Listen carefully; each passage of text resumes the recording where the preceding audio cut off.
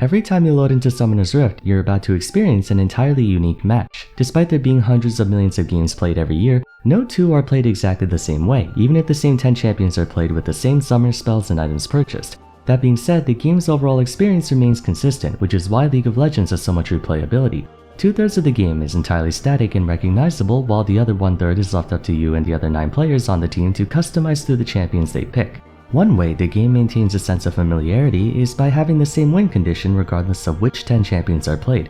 Obviously, the main goal is to destroy the enemy nexus that represents the definitive end state of any given match. To do that, you have to accomplish a series of tasks, entailing breaking down the enemy team's line of defense, turrets, and inhibitors. To do that, your team has to have a situational advantage over your opponents, and there are a multitude of ways to accomplish this. One of which is to secure neutral objectives, Dragon, Rift Herald, and then later on Baron and Elder Dragon. Over time, these objectives have been given more attention and influence in a singular match. Once they were merely optional side quests your team could do if they felt like it, but with how impactful they've become, it's something teams can't ignore and have to fight over a constant basis. Oftentimes, the winning team will be decided based on who took Dragon Soul, Elder Dragon, or Baron, and entire game plans are formulated around them. Today I wanted to make a video discussing the good things about objectives and the bad, as well as the catch-22 they pose by being in the game.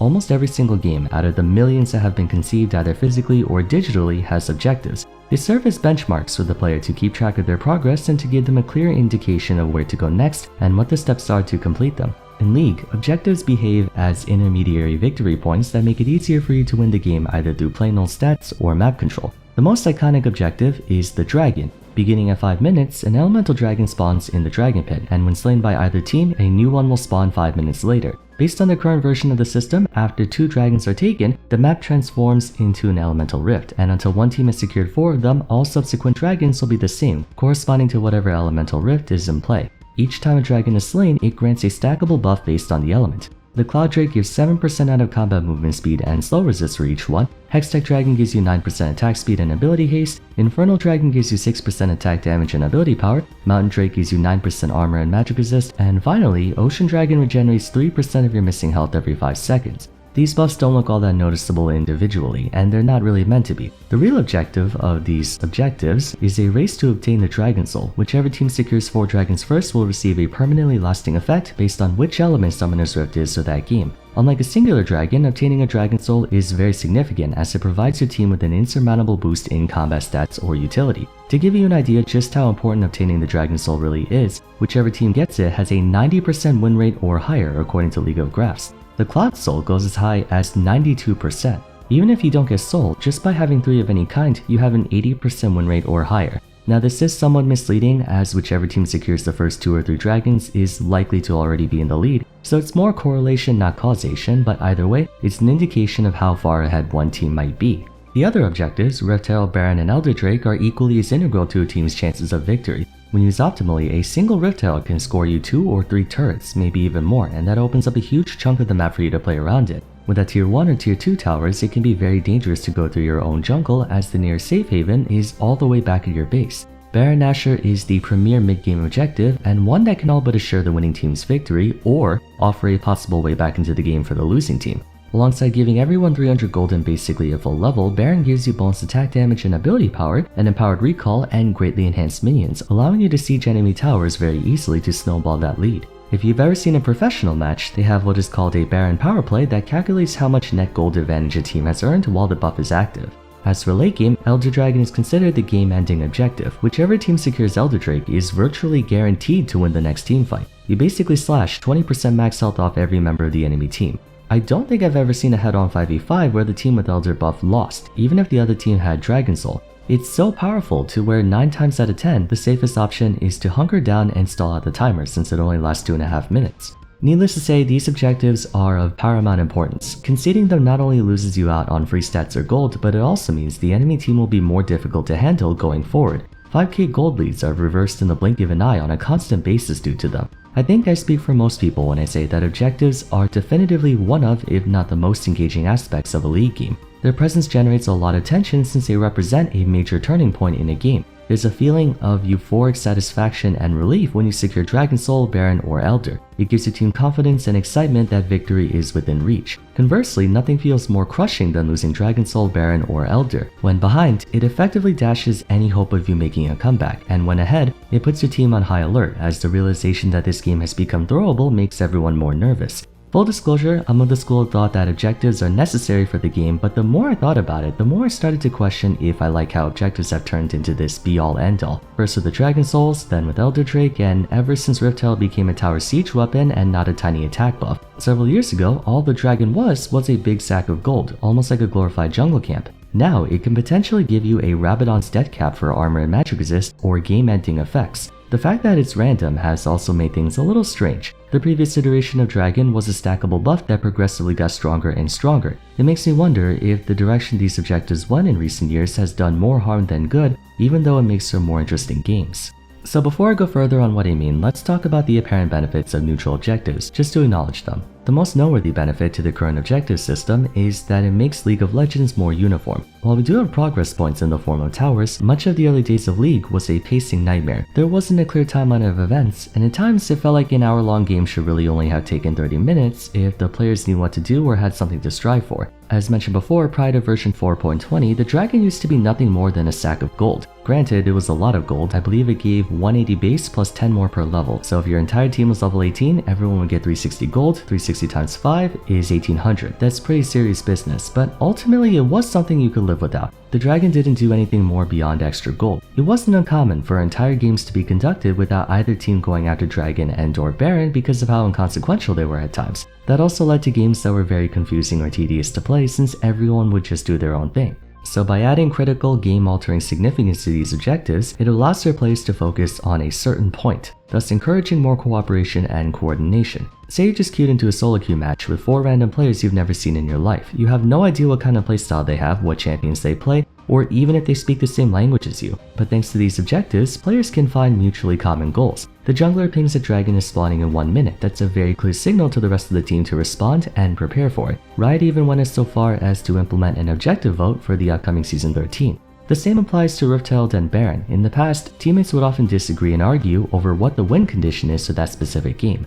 I mean, we still do now, but back then it was a lot worse. Top lane would be focused on split pushing, bot lane wanted to play protect the ADC, junglers were thought of as a second support. It was a mess. With dragons accumulating into a soul, they influence a lot of early game decisions. It's what led to bot lane being prioritized so heavily, as having control of that region makes taking dragons safer as you don't have to worry about facing resistance. The disjointed equity on the Rift was the main motivation for Rift Herald's creation, in an effort to restore the balance of focus so that top lane would also have some love. In a way, it standardizes the game and makes it easier to understand. Every 5 minutes there's a dragon to fight for, or you should go after Rift Herald, or you just want a team fight and still have gas left in the tank, so go do Baron. The reason low elo games take longer than high elo ones is because iron, bronze, silver, gold players usually don't know what to do next after accomplishing something, like how to make best use of Baron buff or what to do after winning a team fight, etc. Having objectives in place alleviated this a bit. You don't need to be Challenger to know that Dragon Soul is important, or getting Rift Herald early game sets you up for a strong mid game, stuff like that. On the other hand, by making games more uniform, that imposes some issues of its own,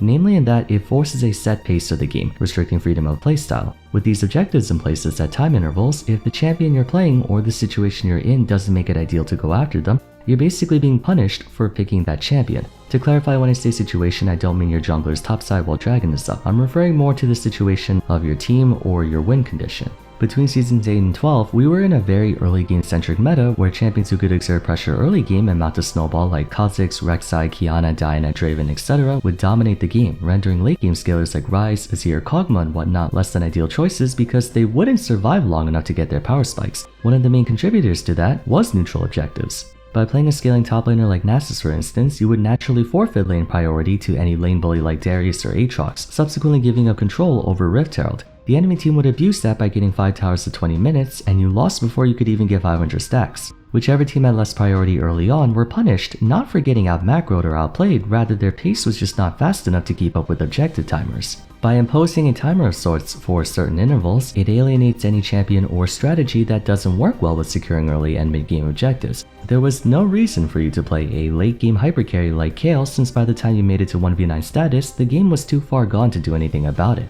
Back then, giving up 1 or 2 Drakes or even Baron wasn't something that cost you the entire game. If your team was Darius, Ivern, Anivia, Sivir, and Nautilus, and you were up against a Renekton, Nidalee, Fizz, Draven, Alistar, you might struggle to stay afloat during the first 10 to 20 minutes, but when push came to shove, if you buckled down and held the line as best as you could, your time would come. You just had to wave clear, stay in base, and wait for them to come to you. Nowadays, that option is suicide. You'd be giving up Dragon Soul, Baron, Elder Dragon, all things that nullified your teamfight advantage. Worse yet, Rift Herald prevents you from holding towers at all. Neutral objectives inherently favor champions who have an early or mid-game advantage. It doesn't matter if you played laning phase perfectly, managed to keep up in CS, and didn't die. If your team loses 2v2, 3v3, what have you early on, you're going to be facing an increasingly more difficult battle. There's no way in hell a Nunu jungle, Twitch, and Sona bot will be able to contest Dragon against a Hecarim, Pyke, and Draven. It's just not going to happen. So what can they do? Nothing really, except give up those dragons, Herald, etc. There was a video I made last year talking about the biggest problem with League of Legends, and despite version 12.10's durability update slowing the game down, I still feel like there's an emphasis placed on constant fighting. If your team doesn't perform well in fights early, you're going to lose, whether you're fighting your lane opponent during laning phase or contesting the enemy team for an objective. The only way to build a lead in this game or to make a comeback is to fight. Thing is, sometimes it's just not a good idea to fight, but the game is designed to force you to fight if you want to accomplish anything. I get that a team shouldn't be allowed to win games by AFK farming for 30 minutes and that you should reward players who are more proactive, but with that said, it obligates players to play a certain way even though League is supposed to be an open-ended game. Do you remember earlier when I brought up those win rate stats based on the dragon you took? Notice how in the triple dragon chart, the ones that have an 80 to 85% win rate are the ones that have 3 random dragons, right? Infernal, Mountain, Cloud, or Infernal, Cloud, Hextech, etc. You would think having 3 of the same dragon is more efficient than 1 of each. After all, having 27% bonus armor and magic resist, or 21% added combat movement speed would be more pronounced. That is true, but the highest win rate triple dragon combo is triple infernal at 78.5%, a full 7% lower. That's because the only way to get triple infernal is late game. 2 other dragons would have had to be taken first. 3 random drakes taken means more likely than not your team secured the first 3 dragons. Aside from being a soul point, this would only happen if your team was consistently in a position to take them. Technically, yes, triple infernal, triple hextech, triple mountain, so on and so forth provide better stats than a combo of random dragons, but to accomplish that, your team has to concede at least the first 2 dragons, which also means the enemy team has gained control of the map in the early to mid game, so they likely have a sizable lead against you. That's why triple dragons have a lower win rate.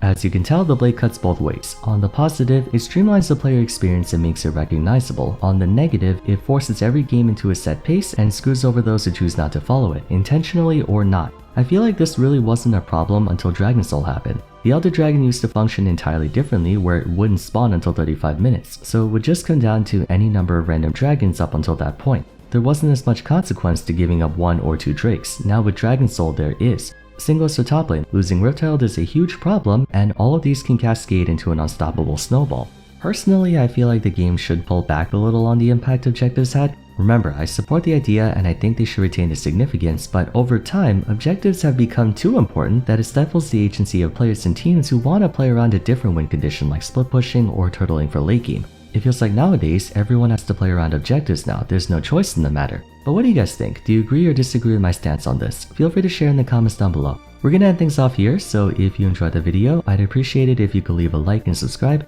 Consider following me on Twitter at Vars, joining my Discord server, and if you'd like to support me further, check out my Patreon page. By donating, you get access to benefits for all 3 of my channels, Vars, Vars 2, and Vars 3. But till next time, thanks so much for watching, and I look forward to seeing you again soon. Take care.